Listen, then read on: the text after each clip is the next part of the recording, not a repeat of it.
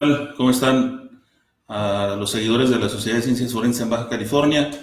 Gracias por acompañarnos en este martes live en el segmento Apuntes y Bitácoras de un Forense, que ha sido diseñado precisamente para socializar diversos tópicos que están relacionados con las ciencias forenses y bueno, a través de estas plataformas llegar a cada uno de ustedes, a cada uno de los espacios y de los rincones por donde se pueden ustedes encontrar. Hoy estamos muy contentos por tener un invitado especial, un buen amigo, y por supuesto, antes de presentarlo, quiero agradecerle a la Sociedad de Ciencias Forenses en Baja California la oportunidad que nos da nuevamente de estar aquí de moderador y entrevistar al maestro Fidel Hernández Aguirre. El maestro Fidel, amigo, es secretario general del Colegio de Medicina Legal y Ciencias Forenses en Baja California. Tiene una maestría en Ciencias Jurídico-Penales. También tiene una maestría en Juicios Orales. Tiene un ejercicio profesional hacíamos ahorita un recuento más o menos de los años en los que nos observábamos, cuando todavía teníamos el pelo muy oscuro y unos kilos menos. 26 años de ejercicio profesional, ha sido funcionario público, abogado litigante, catedrático universitario. Y bueno, pues el día de hoy, Fidel, gracias por acompañarnos, por aprovechar esta plataforma. Te comento, se está transmitiendo a través de las redes sociales, de Facebook, de YouTube y también a través de plataformas de audio como Spotify, entre otras, y Anchor también. Gracias por estar aquí, Fidel. ¿Cómo estás? Muy bien, muchas gracias. Muchas gracias por la invitación y sobre todo pues a tu amable auditorio que el día de hoy pues nos va a escuchar platicar un poco acerca de las ciencias forenses. Claro. Bien, ¿en qué momento, digo, antes de haber recorrido estos 26 años en las diferentes instituciones, en las diferentes universidades, en los diferentes juzgados, en toda esta parte que recorre en el ejercicio profesional y en su práctica el abogado, entre tantas cosas, ¿en qué momento decide Fidel ser abogado? Bien,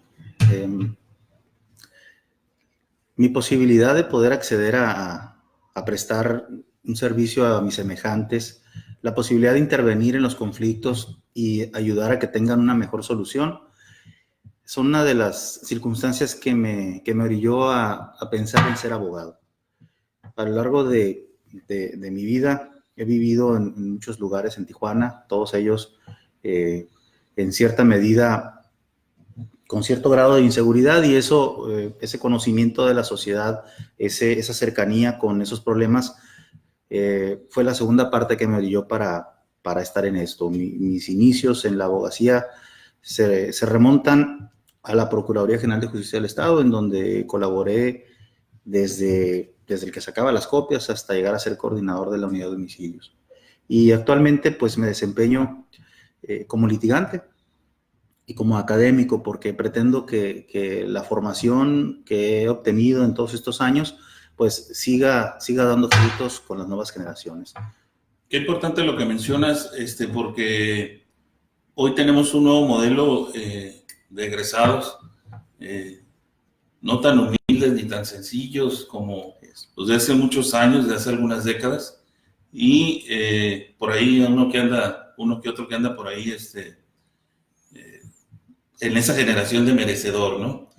Y yo creo que es importante que también los seguidores de la Sociedad de Ciencias Forenses y de otras organizaciones puedan comprender y entender que nuestro invitado no solamente tiene una experiencia profesional, no solamente tiene una trayectoria y un crecimiento académico, sino también queremos conocer siempre la parte humana de quien nos acompaña el día de hoy, y te agradecemos mucho que nos hayas expuesto esta parte tuya, Fidel.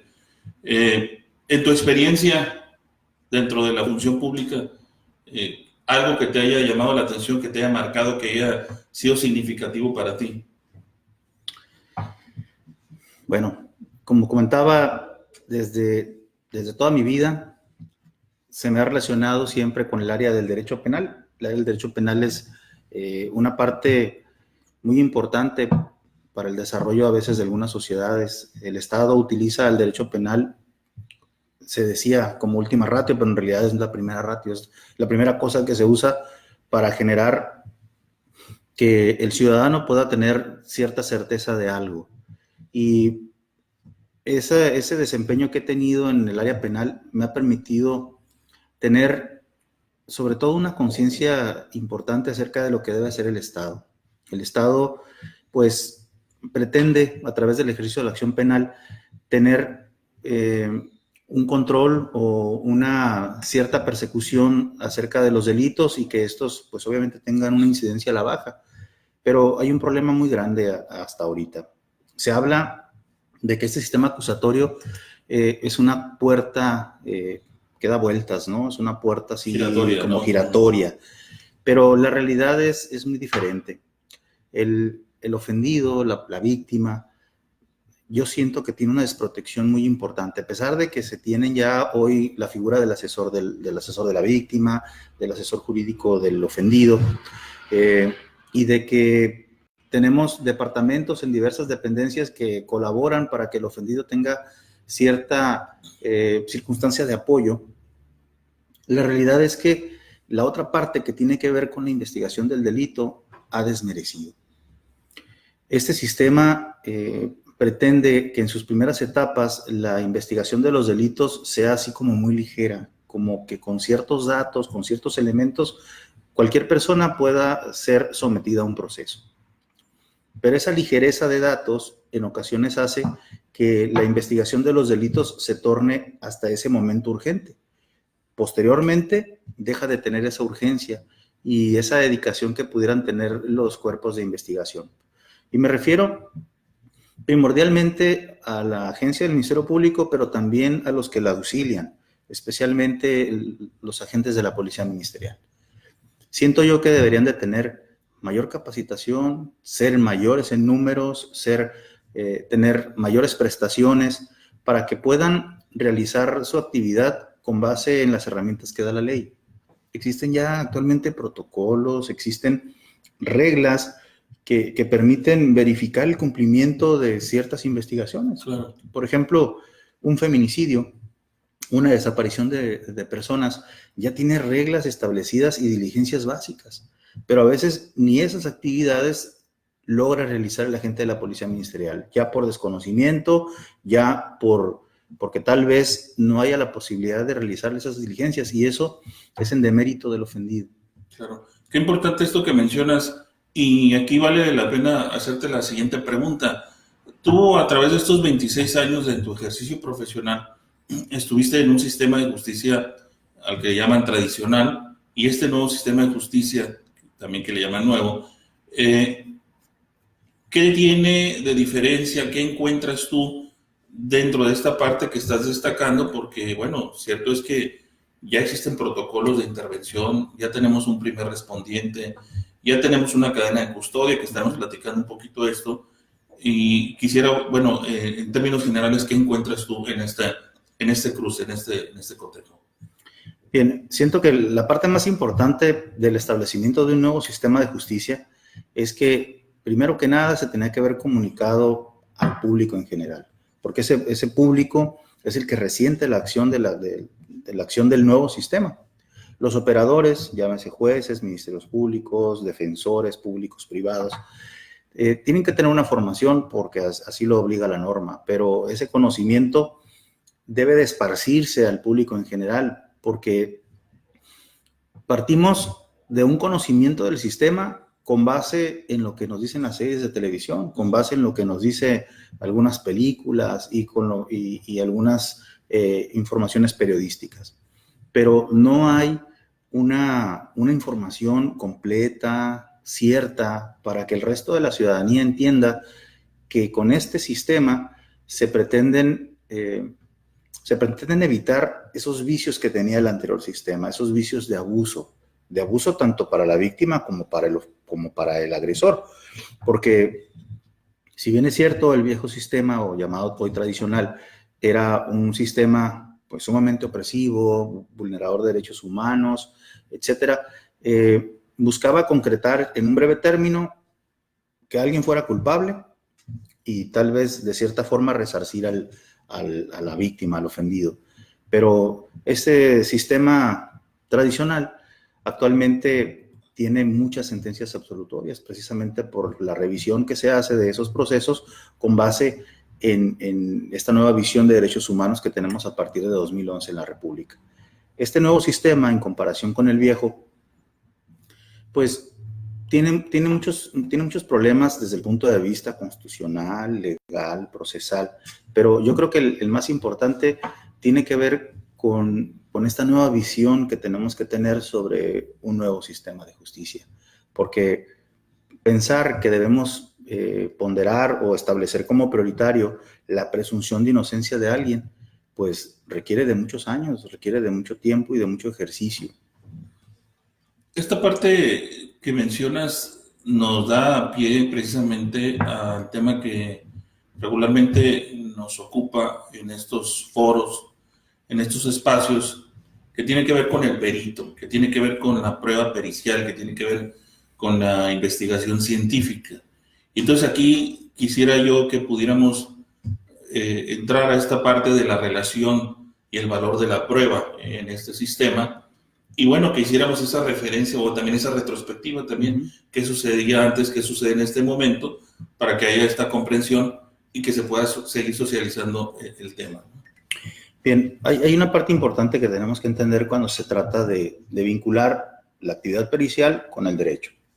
Y es que las dos se necesitan porque la perspectiva de derecho, en cuanto se es Ministerio Público, en cuanto se es defensor o fiscal, radica en que nosotros conocemos el derecho, conocemos las normas, su aplicación y las diversas interpretaciones. Pero hay hechos, especialmente el hecho punible, que es el que se investiga en un juicio, que tiene que ver con la interpretación, la descripción, la investigación que hace un perito. Dice el Código Nacional, y también lo decía el Código de Procedimientos Penales del Estado, que cuando se requiera describir alguna cosa, objeto o persona, y hoy un hecho, y que se requieran conocimientos especiales, tendremos que recurrir a los peritos. Esos peritos deben de tener una formación específica y deben de tener título en la ciencia o arte a la que se dediquen. Y esa es la parte que debemos de entender. ¿De qué sirve tener un perito que va a intervenir en un proceso penal? En el caso específico de ciertos delitos como el feminicidio, el homicidio, que tienen que ver con la vulneración o la privación de la vida, pues ocurren elementos que pueden ser vistos con ciertos ojos por el juzgador, pero a la vista de un perito que tiene conocimientos especiales, que conoce protocolos para asegurar la evidencia e interpretarla, ellos desde su perspectiva pueden realizar una mecánica del hecho, una dinámica del hecho y poder explicarle al juez qué fue lo que pasó. Tal vez desde una perspectiva micro, por ejemplo, interpretar solamente unas manchas semánticas, o ya definitivamente decir cómo es que fue privada de la vida una persona. ¿Existe una necesidad del perito en ese sentido? Digo, es evidente que lo es, pero bajo tu perspectiva, bajo tu experiencia, ¿cuál ha sido esa relación que tienes tú con el perito desde el punto de vista del derecho, ¿no? Bien, creo que es sumamente importante la participación del perito porque tenemos que dejar el México donde un hecho o una circunstancia que ocurrió en un proceso se probaba con un testimonio. Es decir, con la interpretación subjetiva de la realidad que hace una persona. Claro. Yo creo que lo mejor, atendiendo a las nuevas tendencias en materia de derecho, específicamente el razonamiento probatorio, es que cada hecho, cada evento sea demostrado con la experimentación de un perito y no nada más con la opinión pericial. Porque últimamente he estado en algunos juicios de feminicidio, homicidio, etcétera, y los jueces, algunos, dan por cierto lo que dice un perito que tiene 25 años de experiencia, o que tiene 10 o que tiene 15, cuando ese perito jamás hizo experimentación respecto del evento que está mencionando, que es la parte más importante. Mira, anteriormente, viejo sistema, existía una forma de valorar la prueba pericial así como en un cuadrito, ¿no? En este cuadrito tendría que estar que elaboró ciertos cuestionamientos, que los demostró, que realizó la experimentación, que enunció el marco teórico de su ciencia o arte y los métodos a utilizar. Hoy el Código Nacional no señala esos elementos para que una pericial tenga valor, pero es claro que de acuerdo con las máximas de la experiencia y de acuerdo con la lógica, pues la apreciación de un perito debe de valer en la medida en que realizó la experimentación. Te voy a poner como ejemplo muy sencillo. El Servicio Médico Forense del Estado tiene un reglamento. En ese reglamento se especifican las actividades que debe realizar un médico legista adscrito. La primera de ellas es que debe de acudir al lugar de los hechos, pero no acuden, por lo que tú quieras. Hubo un tiempo en el que sí. Claro, hubo un tiempo. Hubo un tiempo, digo. Pero ya no. Pero no es, ¿no? Claro, pero ¿por qué es importante que vayamos al lugar de los hechos? Claro. Tú lo sabes, ¿no? Claro. ¿Por qué? Porque el médico va a encontrar otros elementos, otras circunstancias que le van a permitir emitir su dictamen, ¿no? Claro. En cuanto a las condiciones previas a la localización del cadáver. La otra, más importante todavía, la otra obligación que señala ese reglamento es que para poder emitir sus determinaciones tienen que realizar experimentación de su ciencia o arte. Oye, yo me acuerdo que sacábamos a los peritos del laboratorio de química, ¿sí?, a los peritos médicos, y a todos los llevábamos al lugar de los hechos. Así es. Todos tenían que conocer y aprender de criminalística, por supuesto, previo a su egreso, a su salida en campo, pero hacíamos un equipo multidisciplinario que participaba en el lugar. Nos tocó trabajar juntos en algún momento determinado. Y bueno, hoy, no sé, hoy hay un primer respondiente, hay alguien que administra la escena y luego también está el perito. Son tres figuras ahí interesantes que no sé si en ese contexto quisieras abonarle un poquito. Sí, creo que debe de ser también relevante no pensar solamente que se crearon estas figuras del primer respondiente con capacidades para procesar el lugar de los hechos, que se creó la posibilidad de un administrador del lugar, que es el policía ministerial, y también que puede auxiliarse de peritos, sino que dentro de esa gama de peritos también acudieran los médicos legistas. Definitivamente. Que también acudieran los otros expertos, porque mira, al lugar de los hechos quiere ir nada más el de criminalística, pero y si hay aspectos químicos, por ejemplo, muestras de sangre, fluidos, etcétera, pues solamente los colectan y ya, pero no se enteran de cuál es la naturaleza de cómo va a incidir ese dictamen más adelante. Claro. Pero a guisa de ejemplo, estas son las circunstancias que están prevaleciendo ahorita. Y si a eso le sumas que otra de las herramientas que se crearon para poder darle certeza a la intervención es la cadena de custodia. La cadena de custodia. Oye, pero la cadena de custodia siempre era una discusión, era un debate, era un pleito con el agente del Ministerio Público, con los policías, el resguardar, el embalaje, el traslado, el seguimiento, ¿no? Ahora adquiere una relevancia, una trascendencia en razón de que, finalmente yo lo comento desde la perspectiva científica, ¿no? Ahora lo que es que hay un respaldo total desde el punto de vista jurídico en cuanto a este proceso y este mecanismo, ¿cierto? Sí, de hecho, para poder darle esa relevancia a la cadena de custodia, se inventó el Acuerdo General 9/15, emitido por el Procurador General de la República, hoy Fiscal General, en donde en ese documento se establecen las reglas generales para la intervención de los peritos o de cualquier persona que vaya a procesar un lugar de los hechos. Especialmente, la cadena de custodia, antes de este documento, tuvo un antecedente en el Acuerdo 2/2010, pero antes de eso no había algún documento que ordenara que los policías, que los peritos se condujeran de cierta forma. Este ordenamiento permite dos circunstancias importantes: tener certeza respecto a la evidencia colectada y asegurar su trazabilidad, es decir, los pasos o las etapas por las que va pasando esa evidencia, y además su mismidad, es decir, que sea la misma. El problema viene cuando no se aplica adecuadamente esa cadena de custodia. Cuando se pierde. Cuando se pierde. Cuando se rompe. Sí, cuando se contamina. Cuando se contamina. Sí. Hay casos que son de cátedra, ¿no? Seguramente has observado y has discutido casos que son para estar en conferencia, ¿no?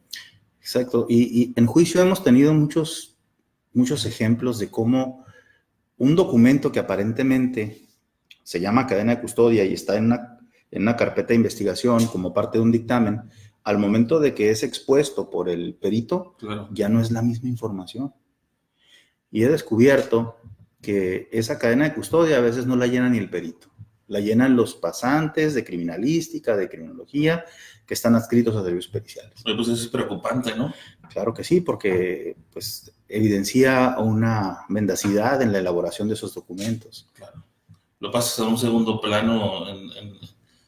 Nosotros aquí discutiendo, hablando de la trascendencia, a ver que lo llena el chamaco ¿no? O la muchachita esta, y digo, es triste escucharlo, sobre todo de alguien que tiene esta experiencia y que ha estado precisamente en toda esta parte de juicios orales, en esta parte del sistema de justicia, que ha de alguna u otra manera ha sido testigo pues de estos cambios, de estas reformas, y bueno, pues te permite generar este criterio y esta opinión, sin duda, ¿no? Una opinión meramente académica y científica, y por supuesto con todo este soporte. ¿Qué sigue? ¿Qué sigue, maestro, para que esto pueda mejorar? ¿Cuál sería tu propuesta para que esto pueda mejorar? Y básicamente, ¿frente a qué estamos? ¿Cuáles son los principales retos? Bueno, primordialmente para mejorar el aspecto de la intervención del perito, deberíamos de tener, si no controles internos, controles que permitieran, por ejemplo, que los peritos actuales dejaran de pensar que es correcto actuar de esa forma. Porque muchos de ellos elaboran los documentos de cadena de custodia y ni siquiera piensan en que cada una de esas etapas tiene sus momentos y tiene su manera de ser descrita y tiene su manera... Es decir, todas esas personas que actúan de una forma negligente lo hacen así porque, a pesar de que algunos dicen que tienen conocimientos porque los certificó, no sé, ICITATIS, INACIPE, etcétera, la realidad es que cuando ya los ponen en marcha, esa información no la colectan adecuadamente y eso incide en la certeza o la fiabilidad de esas evidencias, porque normalmente no toman fotografías, normalmente no describen adecuadamente los objetos que tienen a la vista, normalmente no los trabajan con la oportunidad que debería de ser. Y para ello ya hay protocolos. Antes podríamos decir que pues los peritos que teníamos en periciales o en cualquier otra parte, pues eran peritos que habían hecho un diplomado en criminalística, pero eran licenciados en lo que tú quieras. Hoy no. Hoy la mayor parte de esas personas ya tienen una especialización. Claro. Y aún así, estos nuevos elementos llegan a servicios periciales y como ellos tienen una perspectiva política desde la perspectiva de yo tengo un ISO 9000 y lo voy a cumplir, pero es un ISO 9000 que tiende a calidad en el servicio, pero no en la eficacia de ese trabajo. Sí. Y todo eso genera circunstancias que no nos van a servir en estos días. Necesitamos generar nuevos controles, nuevas perspectivas para que ese trabajo pericial sea adecuado y pueda ser valorado adecuadamente. Sin duda, hay que tomarlo mucho en cuenta. Este es un excelente ejemplo, una referencia que debe ser considerada hacia el interior de las instituciones, quienes realizan este ejercicio profesional, la práctica pericial, tomarlo mucho en cuenta. Yo creo que es fundamental y es básico, ¿no? Muchas de las veces nosotros mencionamos que en ocasiones se tiene que regresar al ABC, a lo básico, que no todo estaba digitalizado, no todo estaba electrónico, automatizado, y que tienes que regresar a los principios elementales, ¿no? Y ahorita con este ejemplo pareciera, digo, además de ser preocupante, pero no es otra cosa más que regresar a los elementos esenciales de la práctica pericial, ¿no? En el tema de la ética, en el tema de la función pública. Yo creo que en ese contexto es importante, Fidel, este comentario. Esperemos que sea valorado con precisión, una buena interpretación. Y yo te pregunto, antes de concluir, vas a tener una presentación, vas a estar en una conferencia, en un foro sobre ciencias forenses y derecho penal. No sé si quieres platicar un poquito también de esta parte.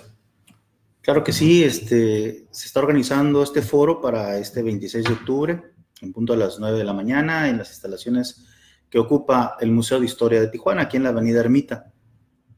Este es un esfuerzo que está realizando el Colegio de Medicina Legal y Ciencias Forenses, la Sociedad de Ciencias Forenses en Baja California y la Academia de Derecho Penal de la Universidad Autónoma de Baja California. Están completamente invitados, tanto estudiantes, abogados, público en general.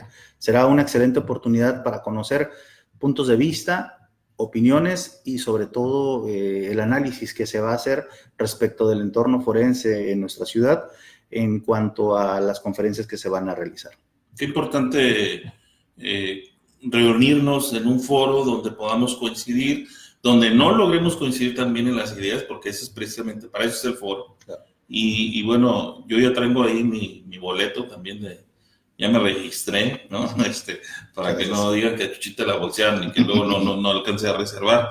Es importante que acudan, sobre todo los universitarios, carreras afines a las ciencias forenses. Es un tema importante. Yo creo que es una buena oportunidad de visitar y escuchar al maestro Fidel Hernández Aguirre, secretario general del Colegio de Medicina Legal. También estará el decano, el maestro Gustavo Salazar Fernández, que él es miembro del Consejo Mexicano de Medicina Legal y Ciencias Forenses, fundador del Colegio de Medicina Legal y decano de la Sociedad de Ciencias Forenses.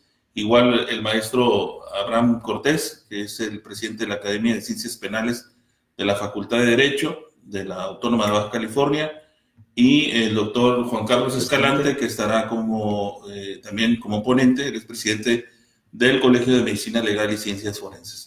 Gracias por este espacio que nos da, sobre todo es muy importante. Ya habías estado aquí en estas instalaciones, ¿no? Sí, ya me había tocado auxiliar ahí en una exposición también. Muchas gracias. Sin duda, siempre platicar con el maestro Fidel Hernández es muy enriquecedor. Se entiende, se escucha, se discute.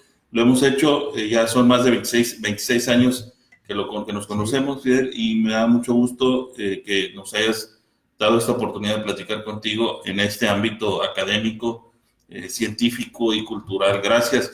Gracias a los seguidores de la Sociedad de Ciencias Forenses, del Instituto Regional de Investigaciones sobre Prevención, ahora del Colegio de Medicina Legal, de la Academia de Ciencias Penales.